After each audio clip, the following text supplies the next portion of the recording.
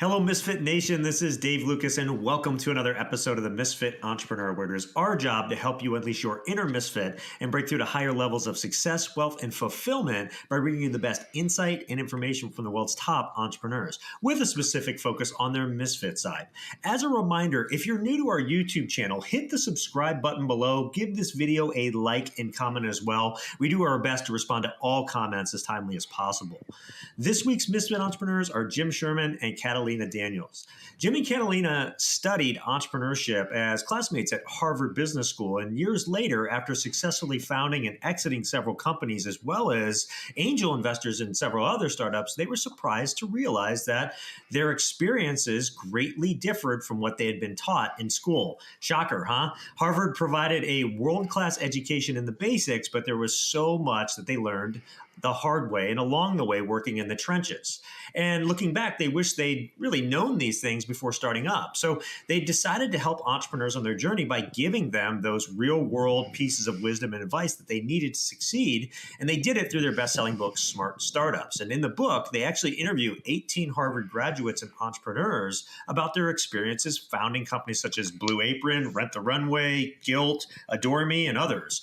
So learning what they discovered along the way and what they wish they had known beforehand to share it with their audience. And because of their work and the way it's helped entrepreneurs, they've been featured in Fast Company, CNBC, Forbes, Bloomberg, Entrepreneur Magazine, just to name a few. And for me, Jim and Catalina alone have an incredible amount of wisdom and experience in entrepreneurship to share. But with everything they learned and going through this project, this book, and helping others with it, I think they would probably be hard pressed for time and getting all of the incredible information out of them in just one episode. So we better jump in and get to it. So Jim and Catalina, are you guys ready to unleash your inner misfit? Yes, indeed. Totally ready. Go for it. Awesome. So it's always fun having two people on an interview because we can tag team different things, but we always start with each guest telling their story. So I know it's a lot to probably ask this, but in 5 minutes or so between the both of you, tell us your story. How did you guys get to where you're at? Well, I guess I'll jump in first if you like here. I guess I would say I became the accidental entrepreneur, Dave, in a way. So I had been a consultant at Bain years ago at Bain and Company. But after business school, I ended up getting involved in publishing. I felt that was the right match for me in terms of it being a business, obviously focused on business, but also creative in terms of publishing. And that means looking at information, education, entertainment. I was really attracted to the industry of media and entertainment. So that's what I first went into and worked at Time Inc. for several years, and then went on to Pearson, the large British media publisher, worked in corporate development for them. And then I had a wonderful opportunity. And when I look back, I suppose luck could play a role. I was asked to come over to Martha Stewart Living and launched the internet for Martha. And I launched her very first internet business. And it was a high-profile project, one of the very early community commerce and content websites. And it was after that experience with Martha Stewart that I then later became an entrepreneur, because I had received a flood of phone calls from other companies to help them figure out what to do, how much to spend, what should the strategy be to go online. And in the late 90s, it was an industry that was just taking off. So my very first internet venture, I became a serial entrepreneur, actually. So the first company was an internet strategy consulting firm. My second company is Sherman's Travel, an online publisher of hand-picked travel deals and expert advice. And that company, I sold most of my stake in 2007. And then I actually recently bought it back, believe it or not, the end of 2022 with a management buyout. So as a serial entrepreneur, I sort of found my way there after a variety of circumstances. But I can't say that it was ever mapped out in a very clearly delineated way. But when I look back over time, the dots do connect. And part of the lesson learned there is just be aware of those dots and understand that these things may connect later in life in ways that you don't expect. Catalina?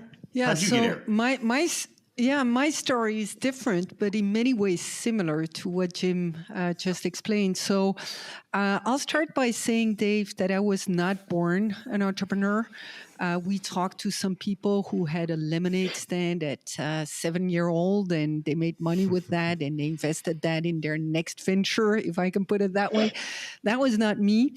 And I studied business, and back then in the day, I didn't think about becoming an entrepreneur.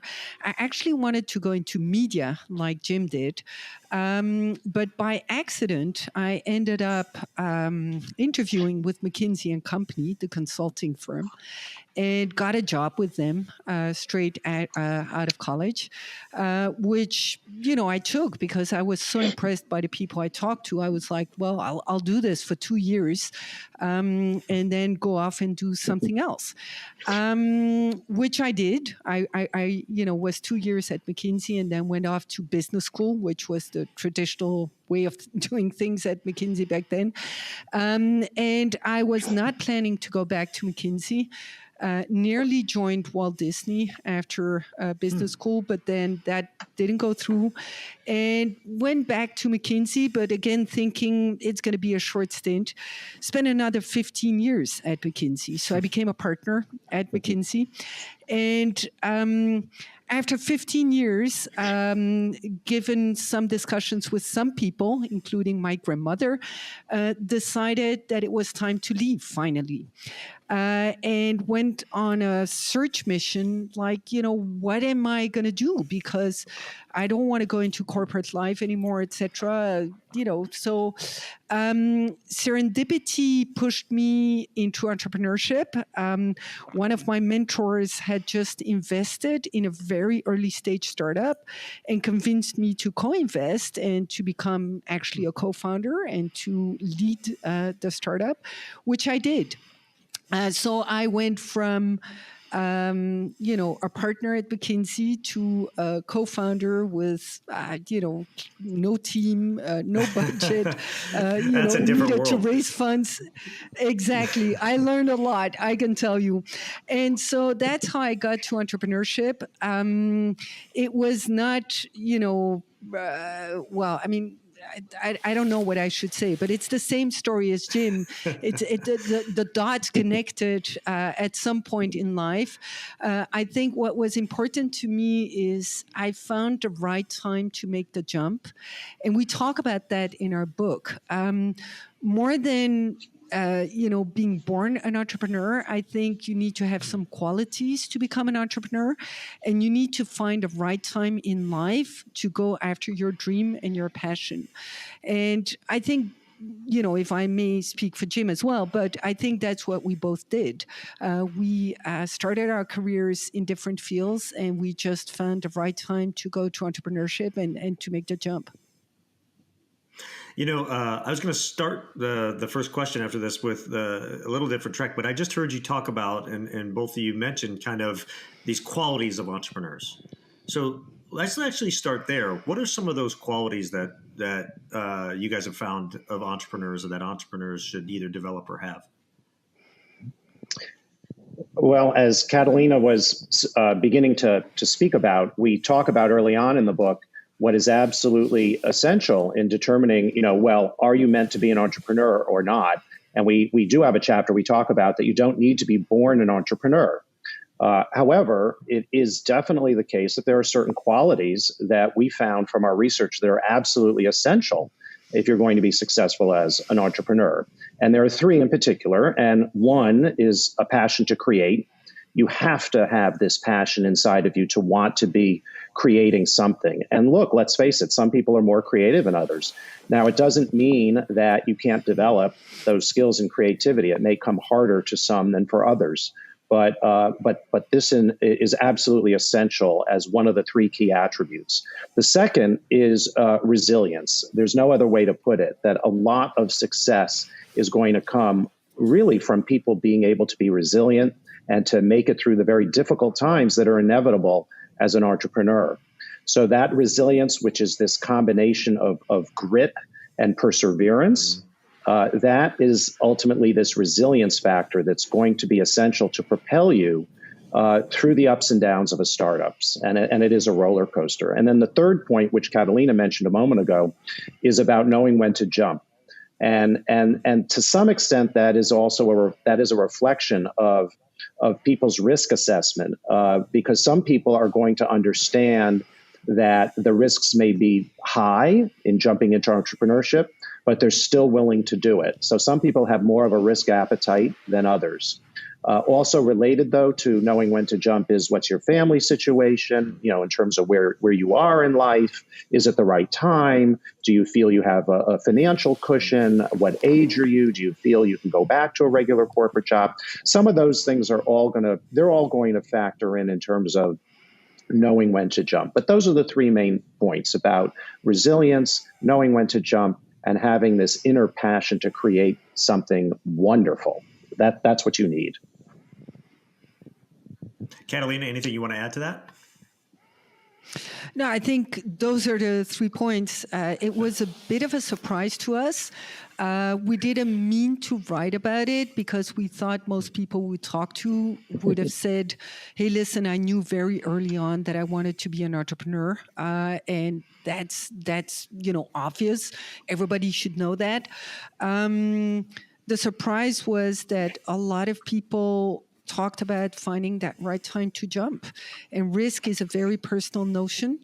And it was a surprise to hear that some of these people went to business school to actually find the right time to jump. They knew they wanted to create something, but they wanted to break from the past and do it with a safety net. And business school was the safety net. And that was interesting to hear. And I think there is this myth that you need to have that lemonade stand at age 7 and then build your own computer at age 10 or whatever. The stories we heard were very different. And I think it will give a lot of hope to a lot of people that feel that passion to create. It is interesting hearing you guys say this and talking about these qualities and these things to develop. In doing this show for, over 8 years now and talking to entrepreneurs, I've looked for patterns, right? And one of the things I coined this a while back is just a formula for success, and I call it the DCP formula. And on its surface, it sounds really like kind of duh, right? Because DCP stands for discipline, consistency, and persistence. But when you peel back, what that really means is that, what is discipline? So discipline is doing the things that you need to do even when you don't want to do them. Consistency is doing that day in and day out without fail. And even if you're disciplined and consistent, you're going to hit just insurmountable roadblocks, it seems, things that are in your way. And if you're not willing to persist through them at those points as an entrepreneur, that's where you plateau. That's where you stay.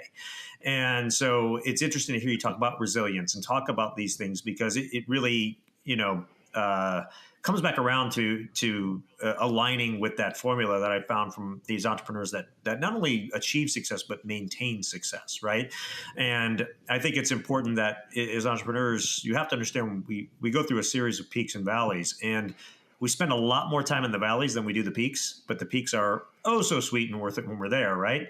So the way that I really want to approach the rest of the episode with you guys is I thought about this. I want to take it through a life cycle of a business, right? So I thought it'd be interesting to kind of get your insight in that life cycle and go from startup all the way to sale with our questions as we go from here. So we're just going to build this crescendo all the way to selling a business as we go through the rest of this interview. So with that being said, it's kind of a journey. My first question is from all your work studying, successful entrepreneurs, what are the 3 most important things from a startup standpoint that entrepreneurs should know to succeed? You're talking about then in the earliest stage for an entrepreneur in terms of setting out on the journey. I mean, the first most consequential issue here is, are they pointing the rocket ship in the right direction here? So what we talk about in the book, the ideation triangle, and you really need to get those 3 points of the triangle right. I mean, you really have to have, you have to decide, are you going after a large opportunity or not? Because if you're not, you're going to be spinning your wheels for a great many months or years without success. So it's very, very important early on that you figure out, okay, am I really solving a meaningful problem? Is this a large opportunity or not? That is absolutely essential. Second is, do you have relevant skills for the opportunity? Because you need to have relevant skills to pull it off. I might say I want to build a space company, but if I don't have, if I don't have relevant skills to do that, then it's going to be an uphill battle for me. So you need to have relevant skills. You need to be going after a large opportunity, a large market opportunity, solving a big problem. And then thirdly, you have to have passion for it. You need to have that passion we spoke about a moment ago. You have to really like whatever the industry is that you're going into. So the ideation triangle needs to be met. And part of doing that in the right way, and by the way, this is where a lot of companies fail early on. So they're failing at the liftoff here in going from 0 to 1. And they fail because they haven't kick the tires of the business model sufficiently. They may not be solving a very large problem. It may not be meaningful to enough potential customers. They may not have the operational connections to pull it off. The business model itself, the economics, may not make sense. I've seen many companies that are going after a large opportunity, but they can't get the unit economics to work. So there are a variety of things early on that have to be set in the right direction, and it's like a rocket ship going off. Make sure it's pointed in the right direction. And then, even assuming you're doing all that, there are a host of other problems that can occur later on in the business. But let me turn to Catalina here to embellish this further. Yeah, I'm actually going to add 3 additional things. It takes a lot to be successful as an entrepreneur, but everything that Jim says counts, obviously. But I would say, as first point, team. You need to have the right team in place, and there is a lot of myths about teams. When you sit on the investing side, a lot of people say you need a three-headed team, a CEO, CTO, and a CMO. Well, that's a myth. You need a team that works for you. And if you're going to do it with somebody else, you need to make sure that you share values. Because if you don't share values, you're going to hit the wall. So that's one additional point. The second point is you're not going to be successful unless you hit product market fit. That's the holy grail for a startup in the beginning. But there is a myth that to hit product market fit, you already need to raise a lot of money. I would say that what we learned the hard way, me personally, but what we heard from all the other ones we talked to, is the more you can reach product market fit with no money raised at all, the better off you'll be. So that's the second point. And then the third point is, in your journey as an entrepreneur and for your startup, and especially in the beginning, what counts and what your compass should be is the feedback you get from your customers. And you should basically listen to your customers, but that feedback should be overwhelmingly positive. It should blow you away. And if it doesn't, you should think very hard about whether you're pursuing the right opportunity or not, because we heard over and over again that you're only going to be successful if you hear from your customers that you really solve a big pain point for them or a big problem. That's really the basis for success. So on top of what Jim said, I would say team. Make sure you have the right team in place with shared values. If you go with other people, and some do it solo, but if you share the journey with somebody else, shared values. Product market fit with no money raised, if possible. And then last but not least, feedback from customers that is overwhelmingly positive at all times. You both mentioned early on in this about going after a big market, right? How does someone determine a big market, or how does somebody know that they are have a big enough market to go after? What have you guys found about how to determine that? Well, I think that, as one of the entrepreneurs had told us, you just have to, first off, you have to talk to a lot of people. If you're a shy person, it's not going to turn out well. I mean, you need to be very willing to put yourself out there and just talk and talk and talk. Don't be overly concerned that someone's going to steal your idea. That is perhaps overplayed. But talk to a lot of people. If it's a consumer product, talk to your target potential customers. You really need to get a lot of feedback, and you can, and just be aware that you need to throw out feedback that's coming from your friends and your family that may be biased feedback. So be very clear that you're getting unbiased feedback from your target. If it's a B2B play, then you've got to talk to your target buyer at large enterprises or in small and medium-sized businesses, if that's your target. Again, it's about doing the due diligence to get that kind of research in order to gain some understanding as to whether or not this is going to be viable or not. You also obviously can do, even before having a product out there in market, you can do landing page testing. You can see if people are clicking on the buy button. You can see if people are signing up on Kickstarter, if it's a product that you haven't even built yet. There are different ways in which you can soft test without spending much money. Of course, you have to still do the secondary research that's out there in terms of data on the industry, particularly if it's an industry that already exists. Then certainly do your due diligence in terms of secondary research. But the primary research is really, really, really important.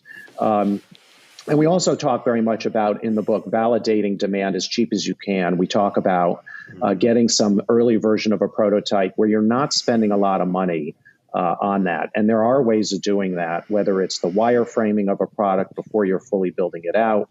Rubicon MD, who we interviewed, didn't build out a complicated back end to their telehealth medicine service. It literally was a Google form capturing email questions from doctors and passing those along to specialists.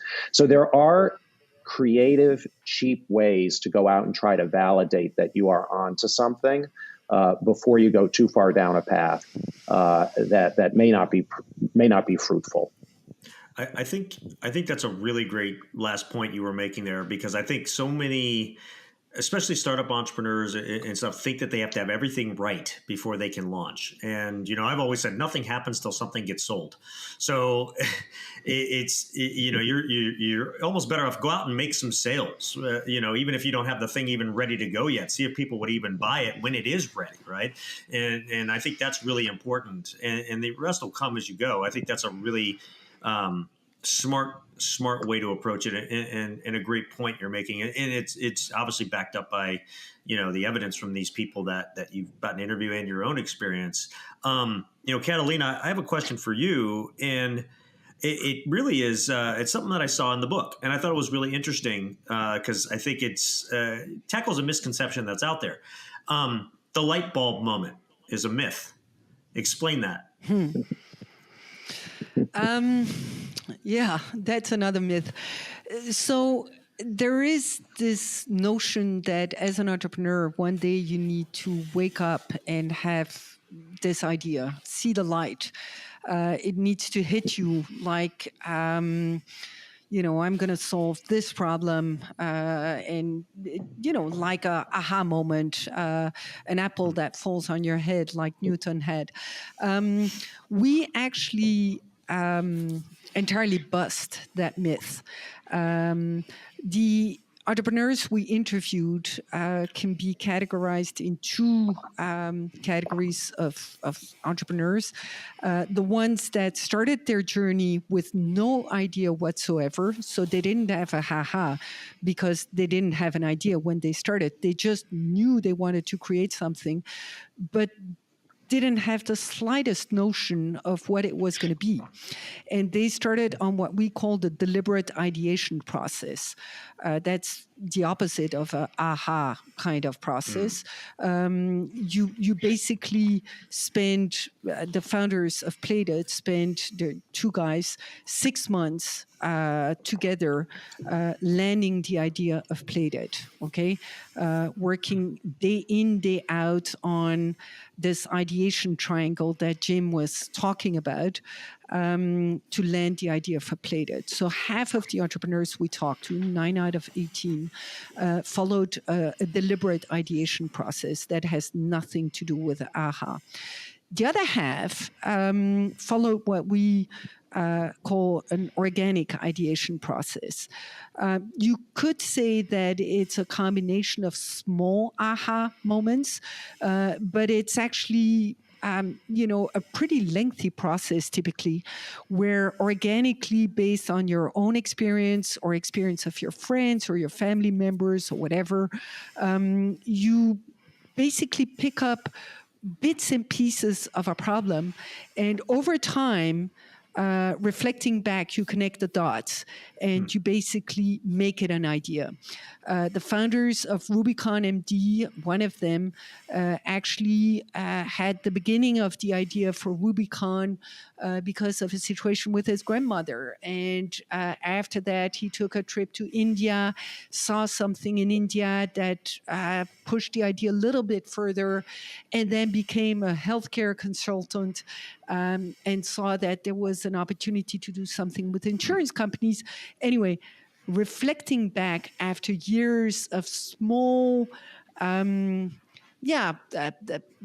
ahas, if you want to, he had the idea for Rubicon MD and founded the company, which is a healthcare company that connects primary care doctors with specialists.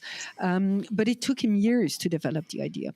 So of all the founders we talked to, none of them had one day got up, this wonderful idea of this is it. I'm going to go and push this idea, raise money, be successful, etc. It takes time. It takes work. And I think that's important for young people to understand that, to land the right idea might take time and work. That's a really, that very succinct point, taking away from that, I think it's the little actions consistently over time that lead to ultimately the idea. And then it's execution, right? It's always 5% idea and 95% execution. Sometimes it's even more execution. And so but it's those little actions that you continue to take. James Clear talks about like tiny gains, right? It's like the same thing as you're gaining towards, getting that idea and putting the pieces together. So the businesses I've started have come about like that over time and stuff too. So that, I've seen it. So you get to where you got a proven product, you're getting first clients, you're growing, the business and even teams, that sort of thing. So what are the most important actions or things for entrepreneurs to be focused on once they progress from the startup stage into that next stage? Well, I think that when you're getting into the scaling up phase, we talk about this in the book, The Struggles of Growth. And we say it's a struggle because, frankly, there's a lot of things that can go wrong in this phase. Mm-hmm. In the earlier phase of the business, it's about, okay, am I able to prove product market fit? You're just really focused on that. But now there are a lot of things that you need to get right, and there are a lot of dangers as a company is growing. And if it's not growing, that's another set of problems. So we talk about that in the execution phase. First off, you have to get on the growth curve. There's a lot of assumptions in terms of when you're at product market fit that, okay, you'll just keep on growing very quickly, but that's not necessarily the case. Hopefully, if you've done enough due diligence early on your business model, you have figured out that there are some traction channels that are going to enable you to get on the growth curve. But we've seen many companies where that's not the case, or there are some assumptions made that don't turn out to be true. So the getting on the growth curve is certainly very much a challenge. Even if you are on the growth curve in the scaling up phase, what becomes a challenge is managing through the grind and the chaos. There's no other way to put it. It's if you're growing fast, it's a wonderful problem to have, but it's going to create the challenges that things break at scale. It could be the technology that breaks, the software, you don't have the systems in place, the supply chain that you rely on breaks. There are a multitude of things that with scale can present challenges. And Josh Hicks of Plated actually expressed it very well. He said there's nothing inherently challenging with having to source ingredients for a meal kit, chop them up in pre-portioned allotments and ship them to a customer. But doing that at high volume with hundreds of thousands of customers week in and week out is very challenging. So scale in and of itself becomes a challenge to manage. And then in addition to all of the aspects of getting on the growth curve, managing through the grind and the chaos, then you have the challenges that your business model, frankly, can change. You may have uncontrollable events that harm your business model, as well as events that may present new opportunities as an extension of your business model. And so that all comes into play during the scale up phase here. So uncontrollable events, we talk about uncontrollables in the book because very often than not, there are negative uncontrollables that can harm the business. And really, it's dependent on you in terms of how you manage through those. This is where your team, by the way, is incredibly important in pulling together with you and helping you through these uncontrollable events, the negative ones, and turning them into successes. So, Catalina, I'm sure you have a lot more to say. The scale-up phase has a variety of domains that are challenging for any founder. Yeah, we could talk quite a bit about scale up and all the problems related to growth, but just to maybe give it an additional spin, I think, Dave, the key problem with the scaling up is that it becomes a totally different ball game, where you basically are not anymore in that phase where it's a small team, where you know everybody, and where you basically create stuff and convince people to get on board, whether it be partners, customers, team members, whatever. You get into a phase that becomes a business with a much larger team, with execution day in, day out, with different kinds of problems. It has a different feel to it, literally. Yeah. And coming back to the last point, or coming back to this point, that Jim was making about the team, I think one of the most difficult things about scaling up is for founders to realize whether or not they're the right people to continue to basically lead and manage the business. We talked to many founders, Alexandra from Guild, for example, who said after a while they got bored because it's a different kind of phase in the business.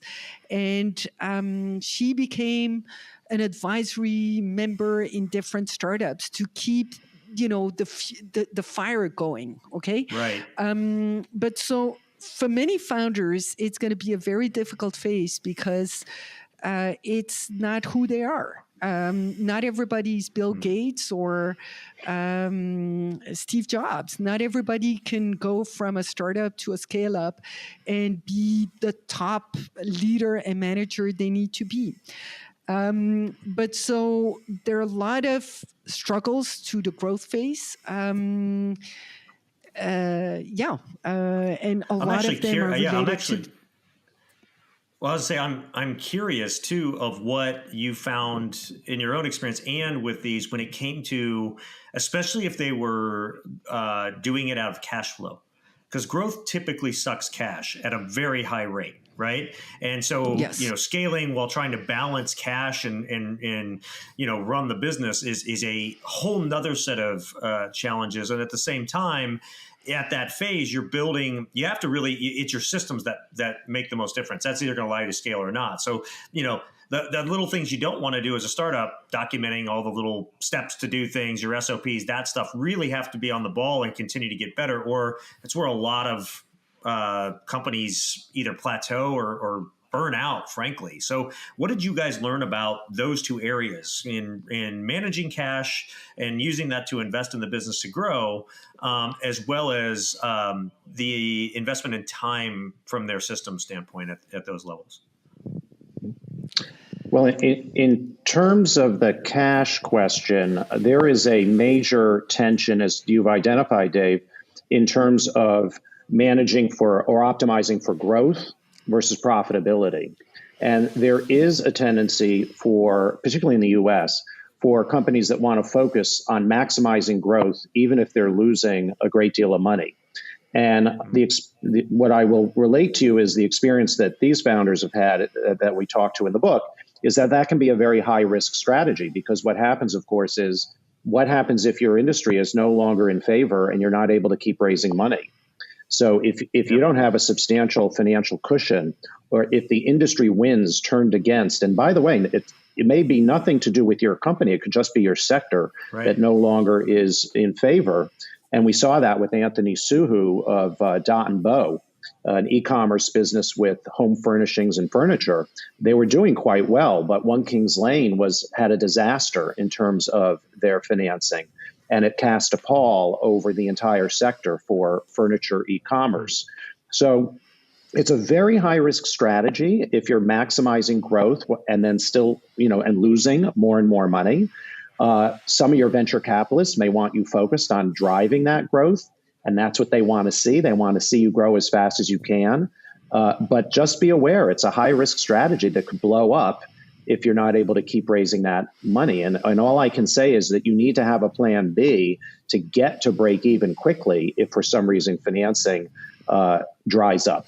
So, but that tension you've is either a got to have real the money important backing, one. or you've got to do that balancing act really, really well.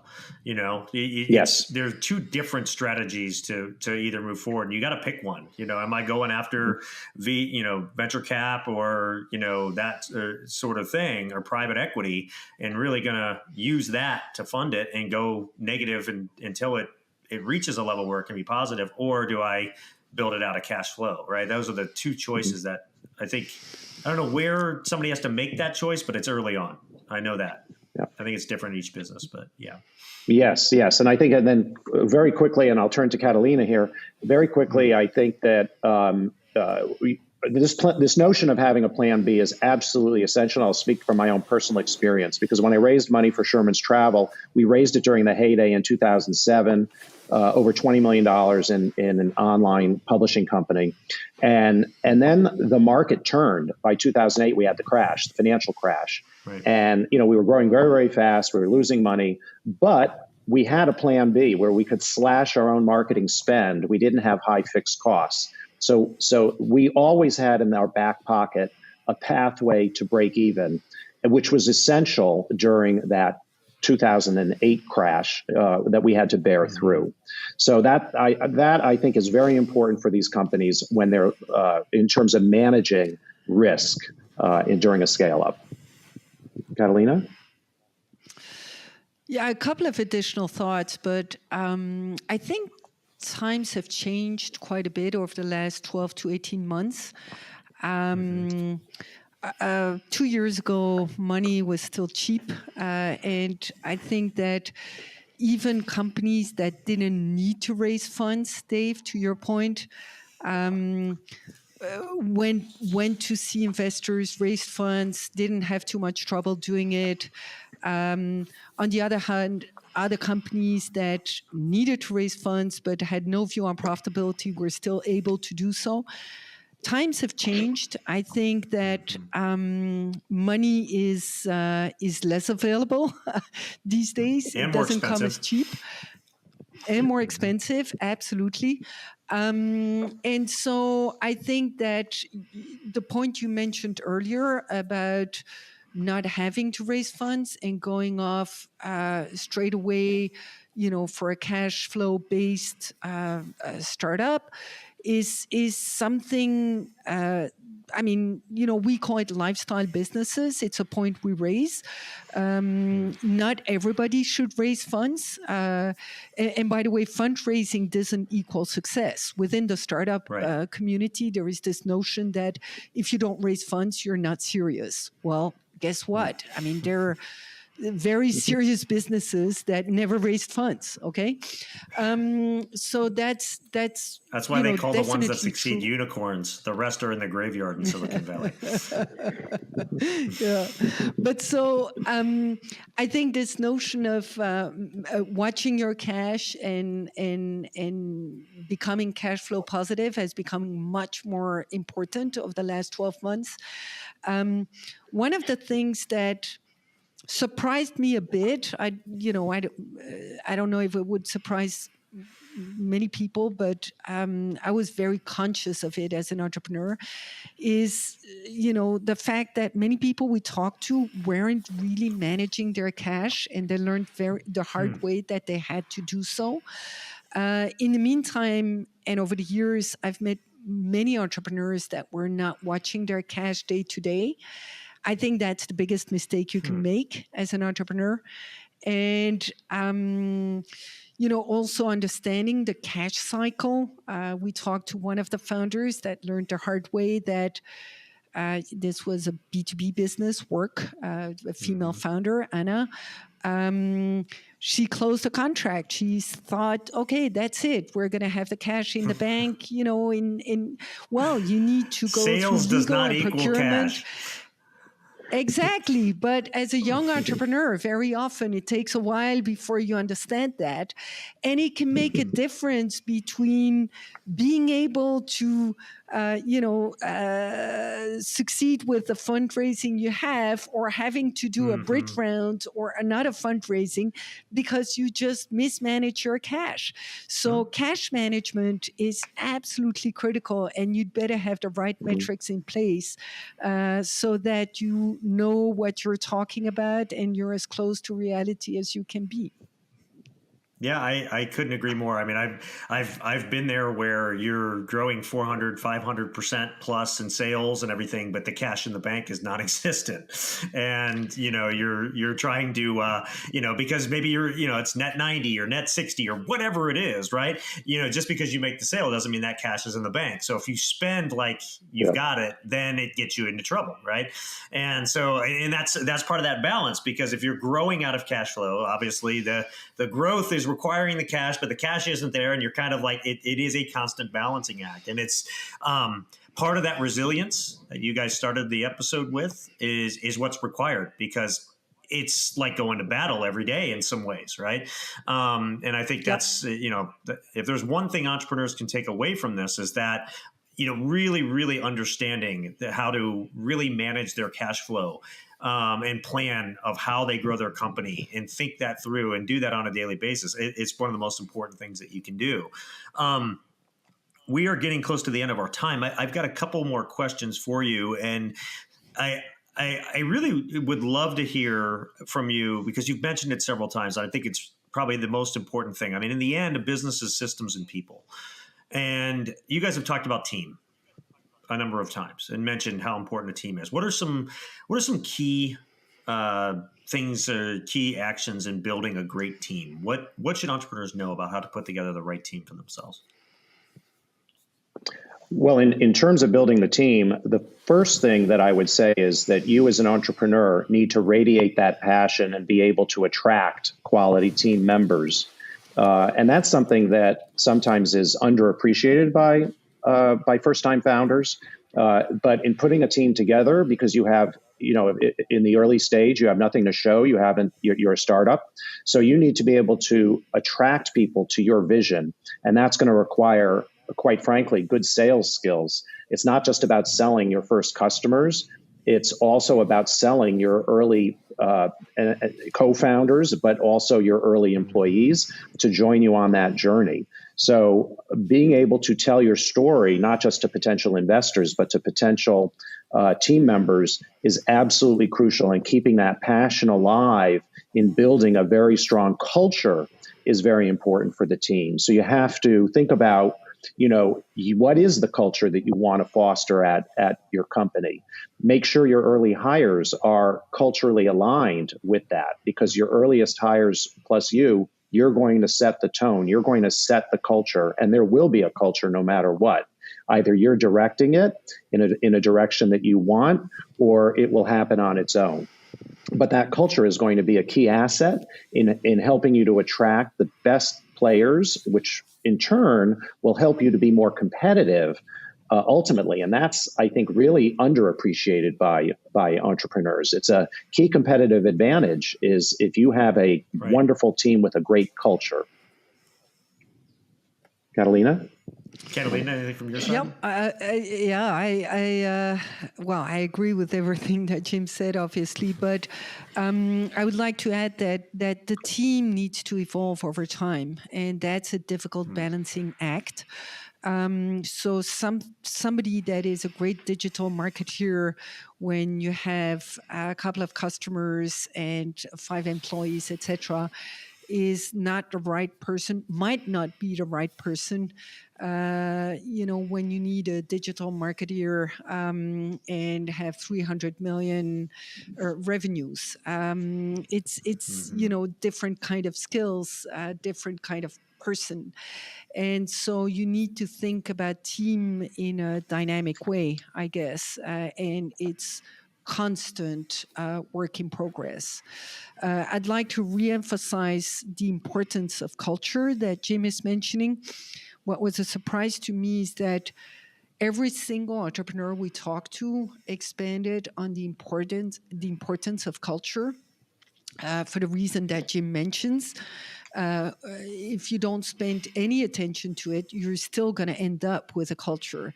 And we define Right. culture as what people do when you're not around. So you basically want to influence your culture because you want them to do the right thing when you're not around.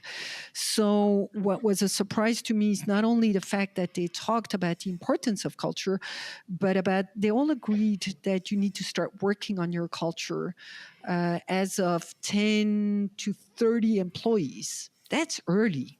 That's really early. And I wasn't expecting that. But so we could talk a lot about team, but I think we've, touched on some of the critical stuff, I guess. I think your last point there about mark of a culture is what it looks like when you're not around. I think that is the actions people take when you're not around. I think that is a wonderful way to kind of sum it up, right? And what are those things? And so monitoring and seeing that and everything is, I think, important to help make sure you are putting in the best culture you can. Last question for you both, and it's kind of like a rapid fire, just a quick answer for each one of you before we get to your Misfit 3. It's your own entrepreneur experience. Number one lesson that you've learned as an entrepreneur for yourself. Wow. Number one lesson as an entrepreneur. Okay. We didn't touch on too much about financing strategy, so I'll make a comment about that.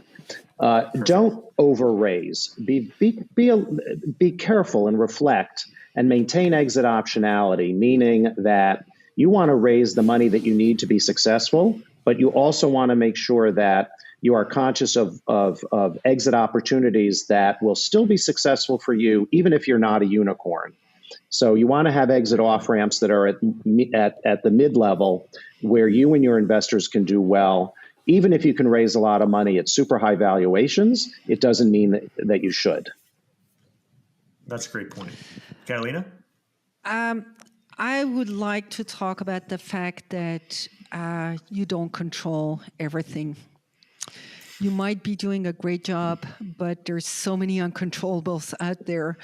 And so one of my number one lessons is, accept the fact that you don't control everything, because that's going to make your life much easier and you're going to waste less time, less energy.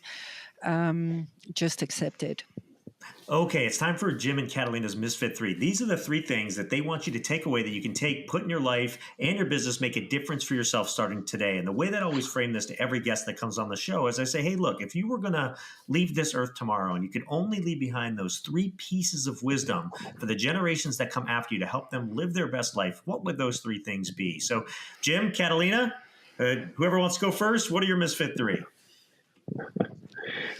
Okay, I'll jump in then here. Number 1, understand your passions and pursue those. Understand your passions and pursue those. Number 2, have balance in your life between work and fun.